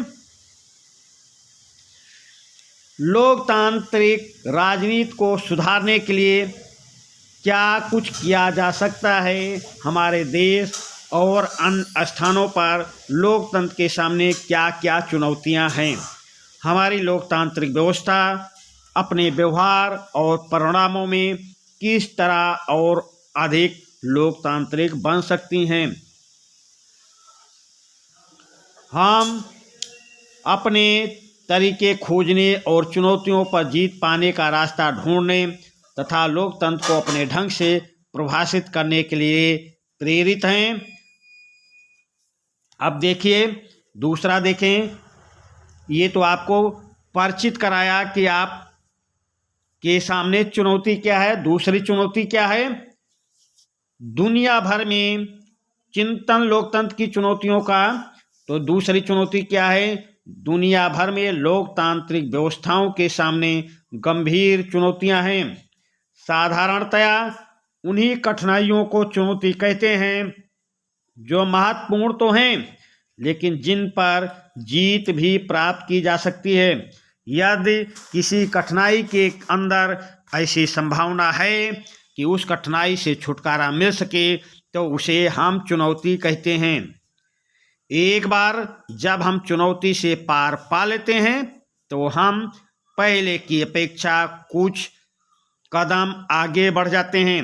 समकालीन विश्व में लोकतंत्र शासन का एक प्रमुख रूप है। अलग अलग देशों के समक्ष अलग अलग प्रकार की चुनौतियां होती हैं। तो चलिए हम उन चुनौतियों का वर्णन आपको अलग अलग हेडिंग के माध्यम से बताएंगे, अलग अलग उसकी व्याख्या करेंगे और आप उनको ध्यानपूर्वक सुनते रहें। मौलिक अधिकार बनाने की चुनौती। चलिए पहली चुनौती क्या है, मौलिक अधिकार बनाने की चुनौती। ये बात सही है कि 21वीं शताब्दी लोकतंत्र की शताब्दी है, परंतु अभी भी विश्व के अंदर देश राजशाही, तानाशाही और फौजी शासन के अधीन हैं। वह उनके शासन से मुक्ति चाहते हैं और लोकतंत्र को गले लगाना चाहते हैं। म्यांमार में यह प्रयास चल रहा है अनेक देश अपने प्रतिनिधियों को चयन कर उनके द्वारा शासित होने के इच्छुक हैं। ऐसे देशों को लोकतांत्रिक शासन व्यवस्था के लिए तैयार कराने के लिए मौलिक अधिकार बनाना आवश्यक है। मौलिक अधिकार बनाकर ही वहाँ लोकतांत्रिक सरकार का गठन किया जा सकता है। दूसरी चुनौती, विस्तार की चुनौती। जहां, अब इसकी व्याख्या करेंगे, जहां लोकतांत्रिक शासन व्यवस्था की स्थापना हो चुकी है, वहां जिन मौलिक अधिकारों को बनाया गया है उसे सर्वत्र लागू करना है। इसका अर्थ ये हुआ कि लोकतांत्रिक शासन व्यवस्था के सामने विस्तार की चुनौती है। केंद्र इकाइयों, स्थानीय निकायों, पंचायतों, प्रशासनिक इकाइयों की सभी संस्थानों को लोकतांत्रिक बनाने की आवश्यकता है। इतना ही नहीं, सत्ता में भागीदारी को भी विस्तृत बनाना है। इसमें वंश, लिंग, जाति, धर्म, संप्रदाय, भाषा, स्थान आदि के आधार पर किसी को वंचित नहीं करना है। लोकतंत्र के नियंत्रण के अधीन सबों को लाना लोकतांत्रिक शासन व्यवस्था के समक्ष अभी भी एक बड़ी चुनौती है। तीसरा हेडिंग डालेंगे, सशक्त बनाने की चुनौती। सशक्त बनाने की चुनौती। फिर लोकतंत्र के सामने सबसे बड़ी चुनौती उसे सशक्त बनाने की है। यह चुनौती प्रत्येक लोकतांत्रिक शासन व्यवस्था के सामने किसी न किसी रूप में अवश्य विद्यमान है। जनता की प्रतिनिधि संस्थाओं और उसके सदस्यों का जनता के प्रति जो व्यवहार है उसे मजबूत बनाने की चुनौती बहुत बड़ी है। लोकतंत्र जनता का शासन है, जनता को इससे बहुत अपेक्षाएं हैं। जब मतदाता अपने प्रतिनिधियों को चुनकर प्रतिनिधि संस्थाओं में भेजता है और उनके प्रतिनिधि उसकी मांगों को नज़रअंदाज करने लगते हैं, तब उसके हृदय को बहुत आघात लगता है। प्रतिनिधियों के इसी व्यवहार को बदलने और सशक्त बनाने की चुनौती लोकतंत्र के समक्ष है। लोकतांत्रिक शासन की जितनी संस्थाएं हैं उनकी कार्य पद्धतियों में सुधार लाना आवश्यक है। ऐसा करने पर ही संस्थाएं भी सशक्त बनेंगी और लोकतंत्र भी। सत्ता पर धनी और प्रभावशाली व्यक्तियों के नियंत्रण और प्रभाव को कम करके ही सत्ता में जनता की भागीदारी और उसके नियंत्रण में वृद्धि संभव है। हर हालात में ऐसे कदम उठाए जाएं जिनसे लोकतंत्र सशक्त बन सके। लोकतांत्रिक शासन व्यवस्था में सत्ता जो भी निर्णय ले उसमें किसी गलत व्यक्ति का दखल नहीं रहे। स्वतंत्र और निष्पक्ष निर्णय से लोकतंत्र और भी सशक्त होता है। तीसरी हेडिंग क्या डालेंगे? चौथी हेडिंग भाई, एक हो गया मौलिक अधिकार बनाने की चुनौती, दूसरा विस्तार की चुनौती, तीसरा सशक्त बनाने की चुनौती। अब पांचवा अलग अलग संदर्भ, अलग अलग चुनौतियों के बारे में देखिए भाई। किसी भी देश में अलग अलग राज्य, अलग अलग भाषा, अलग अलग धर्म के लोग हैं, उनको एक साथ लाने की भी लोकतंत्र की ही चुनौती है। लोकतंत्र में सबको एक साथ कैसे लाया जाए इस पर भी विचार करने की चुनौती है। सबको एक साथ लेकर चलना भी लोकतंत्र की चुनौती है। तो हम इस प्रकार कह सकते हैं, लोकतंत्र में सभी को एक साथ लेकर चलना ही सर्वोत्तम चुनौती है। इस प्रकार आप इसका व्याख्या करेंगे। अब प्रश्न नंबर 4 पे चलते हैं। ऐसी ही व्याख्या आपको करना है। प्रश्न नंबर 4 पे देखेंगे, गरीबों के लिए स्वयं सहायता समूहों के संगठनों के पीछे मूल विचार क्या है? अपने शब्दों में स्पष्ट करें, अथवा भारत में उपभोक्ता आंदोलन की प्रगति की समीक्षा कीजिए। अब इन दोनों में से कोई एक प्रश्न करना है। तो आप गरीबों के लिए स्वयं सहायता समूह का अथवा भारत में उपभोक्ता आंदोलन की प्रगति का, तो इस पे आप चलिए पहले हम स्वयं सहायता समूह के बारे में व्याख्या करते हैं। अब आप ध्यान से बस सुनते रहिए। आप बार बार इसको देखेंगे सुनेंगे तो आपको जो मैं 200-250 शब्दों में व्याख्या कर रहा हूँ आप 150 शब्द में आसानी से कर ले जाएंगे। बस बार बार इसको देखते रहें। और दोस्तों के बीच जो नहीं पढ़ रहे हैं, जो बाहर हैं, नहीं स्कूल आते हैं, नहीं पढ़ने में लगता है, तो वो मोबाइल से उनका मनोरंजन भी होगा और पढ़ते भी रहेंगे और पेपर की उनकी अच्छी तरह तैयारी हो जाएगी। तो अपने दोस्तों का सपोर्ट कीजिए, उनका मोबाइल नंबर पे ये लिंक भेजिए, उनसे बोलिए कि इस चैनल को सब्सक्राइब कर लें और इसके प्रश्नों को बारीकी से पढ़ें, उत्तरों पर ध्यान दें, उत्तरों को पढ़ें जिससे आप भी सफल हो सकें। तो चलिए भाई प्रश्न नंबर 4 देखते हैं। गरीबों के लिए स्वयं सहायता समूह के संगठनों के पीछे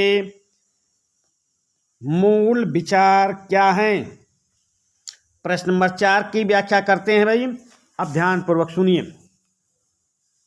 वर्तमान में यदि निर्धन परिवार ऋण के लिए कहीं अधिक कठिन कार्य अनौपचारिक स्रोतों पर निर्भर है तो ऐसा सिर्फ इसलिए है क्योंकि भारत में सभी ग्रामीण क्षेत्रों में बैंक उपलब्ध नहीं हैं। जहाँ कहीं उपलब्ध हैं भी हैं, बैंक से ऋण लेना अनौपचारिक स्रोत से ऋण लेने की तुलना में कहीं अधिक कठिन कार्य है। जैसा कि हमने श्वेता के मामले में देखा, बैंक से ऋण लेने के लिए ऋणाधार और विशेष कागजातों की आवश्यकता पड़ती है। ऋणाधार की अनुपलब्धता भी एक प्रमुख कारण है जिससे गरीब बैंकों से ऋण नहीं ले पाते। दूसरी ओर अनौपचारिक ऋणदाता जैसे साहूकार इन कर्जदारों को व्यक्तिगत स्तर पर जानते हैं और इस कारण अक्सर ऋणाधार के बिना भी ऋण देने के लिए तैयार हो जाते हैं। कर्जदार आवश्यकता पड़ने पर पुराना ऋण चुकाए बिना भी नया ऋण लेने के लिए साहूकार के पास जा सकते हैं, किंतु महाजन ब्याज की दरें बहुत ऊंची रखते हैं, लेन देन की लिखा पढ़ी भी पूरी नहीं करते और निर्धन कर्जदारों को परेशान करते हैं। हाल के वर्षों में लोगों ने गरीबों को उधार देने के कुछ नए तरीके अपनाने की कोशिश की है। इनमें से एक विचार ग्रामीण क्षेत्रों के गरीबों विशेषकर महिलाओं को छोटे छोटे स्वयं सहायता समूहों में संगठित करने और उनकी बचत पूंजी को एकत्रित करने पर आधारित है।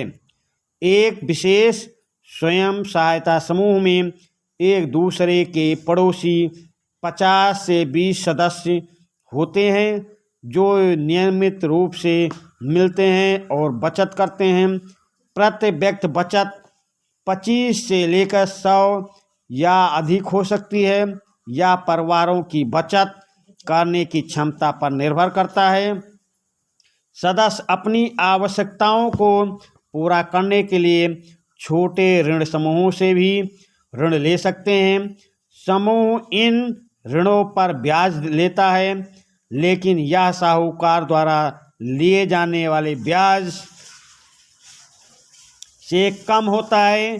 1 या 2 वर्षों के बाद यदि समूह नियमित रूप से बचत करता है तो समूह बैंक से ऋण लेने के योग्य हो जाता है। ऋण समूह के नाम पर दिया जाता है और इसका उद्देश्य सदस्यों के स्वरोजगार के अवसरों का निर्माण करना है। उदाहरण के तौर पर सदस्यों को छोटे छोटे ऋण, अपनी गिरवी जमीन छुड़वाने के लिए कार्यशील पूंजी की आवश्यकताओं, घर बनाने, सिलाई की मशीन, हथकरघा, पशु इत्यादि संपत्ति खरीदने के लिए दिए जाते हैं। बचत और ऋण गतिविधियों से संबंधित अधिकतर महत्वपूर्ण निर्णय समूह के सदस्य स्वयं लेते हैं। समूह दिए जाने वाले ऋण, उसका लक्ष्य, उसकी रकम, ब्याज दर, वापस लौटाने की अवधि आदि के बारे में निर्णय करता है। इस ऋण को लौटाने की जिम्मेदारी भी समूह की होती है। एक भी सदस्य यदि ऋण वापस नहीं लौटाता तो समूह के अन्य सदस्य इस मामले को गंभीरता से लेते हैं। इसी कारण बैंक निर्धन महिलाओं को ऋण देने के लिए तैयार हो जाते हैं जब वे अपने को स्वयं सहायता समूह में संगठित कर लेती हैं, यद्यपि उनके पास कोई ऋणाधार नहीं होता है। तो गरीबों के लिए स्वयं सहायता समूहों के संगठनों के पीछे का मूल विचार आप समझ लिए। अब अथवा करके भारत में उपभोक्ता आंदोलन। अब भारत में उपभोक्ता आंदोलन के बारे में आपको इस प्रश्न का भी विस्तार करते हैं, इस पर भी चर्चा करते हैं, इसका भी विस्तृत विवेचन हम आपके सामने करते हैं। कम से कम 200 शब्दों में करूँगा, जिससे आपको कम से कम 150 शब्द में आप कर ले जाएंगे। तो भारत में उपभोक्ता आंदोलन की प्रगति की समीक्षा। तो उपभोक्ता आंदोलन के बारे में चलिए विस्तार से चर्चा करते हैं। सुनिए। उपभोक्ताओं के असंतोष के कारण उपभोक्ता आंदोलन का प्रारंभ हुआ, क्योंकि विक्रेता कई अनुचित व्यावसायिक क्रियाकलापों में सम्मिलित होते हैं। बाजार में शोषण से उपभोक्ता की सुरक्षा के लिए कोई कानूनी व्यवस्था उपलब्ध नहीं थी। जब एक उपभोक्ता लंबे समय तक एक विशेष ब्रांड उत्पाद या दुकान से संतुष्ट नहीं हो पाता तो सामान्यतः वह उस ब्रांड उत्पाद को खरीदना बंद कर देता है या उस दुकान से खरीदारी बंद कर देता है। यह अवधारणा बन गई कि उपभोक्ता की जिम्मेदारी है कि वह वस्तु या सेवा को खरीदते समय उसमें सावधानी बरतने की आवश्यकता है। संस्थाओं द्वारा लोगों में जागरूकता लाने में भारत और पूरे विश्व की कई वर्ष समय लग गया। इसने वस्तुओं और सेवाओं की गुणवत्ता सुनिश्चित करने की जिम्मेदारी को विक्रेताओं पर डाल दी। उपभोक्ता आंदोलन का जन्म भारत में अनुचित और अनैतिक व्यावसायिक कार्यों से उपभोक्ताओं के हितों की रक्षा करने और प्रोत्साहित करने की आवश्यकता के साथ सामाजिक बल के रूप में हुआ। जमाखोरी, अत्यधिक खाद्य कमी, कालाबाजारी, खाद्य पदार्थों एवं खाद्य तेल में मिलावट के कारण से 1960 के दशक में सुनिश्चित ढंग से उपभोक्ता आंदोलन का उदय हुआ। 1970 के दशक तक उपभोक्ता संस्थाओं द्वारा बृहत स्तर पर उपभोक्ता अधिकार से संबंधित आलेखों के लेखन और प्रदर्शनी का आयोजन किया जाने लगा। उन्होंने सड़क यात्री परिवहन में अत्यधिक भीड़भाड़ और राशन दुकानों में होने वाले गलत कार्यों पर दृष्टि रखने के कारण उपभोक्ता दल का निर्माण किया। वर्तमान में भारत में उपभोक्ता दलों की संख्या में भारी वृद्धि हुई है। इन सभी प्रयत्नों के परिणाम स्वरूप यह आंदोलन बड़े स्तर पर उपभोक्ताओं के हितों के विरुद्ध और अनुचित व्यवसाय शैली में सुधार लाने के लिए व्यावसायिक कंपनियों और सरकार दोनों पर दबाव डालने में सफल हो गया। 1986 में भारत सरकार द्वारा एक बृहद कदम उठाया गया, जिसके तहत उपभोक्ता सुरक्षा अधिनियम 1986 कानून बना, जो कोपरा के नाम से प्रचलित है। तो आप उपभोक्ता आंदोलन की प्रगति की समीक्षा देखें। आप मानचित्र संबंधी कार्य को देखेंगे। मानचित्र संबंधी कार्य में 2 खंड होंगे। दोनों खंडों का आपको लिखना भी है और मानचित्र में प्रदर्शित भी करना है। तो चलिए इस पे देखते हैं। खंड का मानचित्र में खंड का देखते हैं। वह स्थान जहां जलियांवाला बाग कांड हुआ। तो ये कहाँ हुआ भाई? अमृतसर, पंजाब। अमृतसर पे आपको ये लिखना भी है अमृतसर, और वहाँ निशान भी बनाना है। वहीं जहाँ पे अमृतसर है वहाँ पे अमृतसर लिख देना है। आपका 1 नंबर पक्का हो गया। दूसरा प्रश्न देखें। वह स्थान जहाँ पर इस प्रदेश की राजधानी है। तो इस प्रदेश यानी उत्तर प्रदेश की राजधानी कहाँ है? तो लखनऊ को उत्तर प्रदेश में लिख देना है।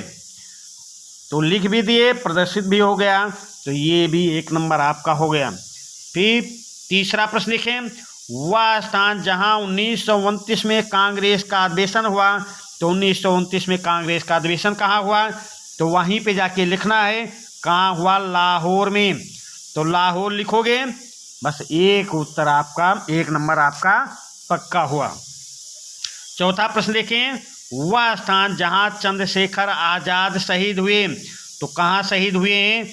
तो प्रयाग में, इलाहाबाद में। वहाँ पे लिखना जाके प्रयाग या अल्फ्रेड पार्क, दोनों लिख देना। प्रयाग और ब्रैकेट में कर देना अल्फ्रेड पार्क। चौथा प्रश्न हो गया। अब पांचवा देखिए। वह स्थान जहां सूती मिल श्रमिकों का सत्याग्रह हुआ था। तो सूती मिल श्रमिकों का सत्याग्रह कहाँ हुआ है? तो ये अहमदाबाद में हुआ है। तो ये वहाँ पे गुजरात राज्य के में अहमदाबाद लिख देना। तो ये 5 क्वेश्चन हो गए आपके। आप खंड खा पे आ जाइए। खंड खा में सरदार सरोवर बांध ऐसा निशान बना देना है भाई। चिन्ह लगाकर तथा नाम लिखिए। तो ऐसा चिन्ह लगाना है और नाम लिखना है। तो ये कहाँ पे है? गुजरात स्टेट में लगा देना है। सरदार सरोवर बांध ऐसा निशान लगा देना है और ऐसा नाम लिख देना गुजरात। फिर दूसरा है गोदावरी नदी। तो ऐसा चिन्ह लगाना है। चिन्ह लगाकर तथा नाम लिखिए। तो गोदावरी नदी, तो इसको महाराष्ट्र के, जहाँ पे महाराष्ट्र राज्य स्थित होगा, नासिक के पास त्र्यंबकेश्वर नासिक लिखना, नासिक और ब्रैकेट में लिख देना त्र्यंबकेश्वर। बस ये आपका सही हो जाएगा। ये निशान बना देना है। प्रश्न नंबर 3। भारत का एक गन्ना उत्पादक क्षेत्र, ऐसा चिन्ह लगाना है। भारत का गन्ना उत्पादक क्षेत्र पे चिन्ह ऐसा रहेगा। तो कहाँ है? उत्तर प्रदेश, जहाँ पे तुम रह रहे हो। तो उत्तर प्रदेश में ऐसा निशान लगाना और उत्तर प्रदेश लिख देना। प्रश्न नंबर 4। कोलकाता पतन को ये निशान लगाकर प्रदर्शित करना है। तो पश्चिम बंगाल में कोलकाता है। तो यहाँ पे पश्चिम बंगाल में ऐसा निशान लगाना और कोलकाता लिख देना है। प्रश्न नंबर 5। भारत की एक प्रमुख खनिज तेल शोधनशाला, निशान ऐसा लगाना है भाई। लगाकर नाम लिखिए। तो इसमें लिख देना है महाराष्ट्र में, निशान लगाना है बॉम्बे हाई। बॉम्बे हाई महाराष्ट्र में, बॉम्बे हाई लिख देना और ऐसा निशान बना देना। ये भी आपका उत्तर हो जाएगा सही। तो चलिए, जैसा आप व्याख्या करना था आपको हम विधिवत व्याख्या करके मॉडल पेपर 2 का आपके सामने रखे हैं। बस आप इसको वीडियो पूरा देखेंगे तभी आपके समझ में आएगा। पूरी व्याख्या कर दिया हूँ, हर एक प्रश्न की व्याख्या किया हूँ। और दोस्तों के बीच चैनल को शेयर ज़रूर कर दें ताकि वो भी इसका लाभ उठा सकें।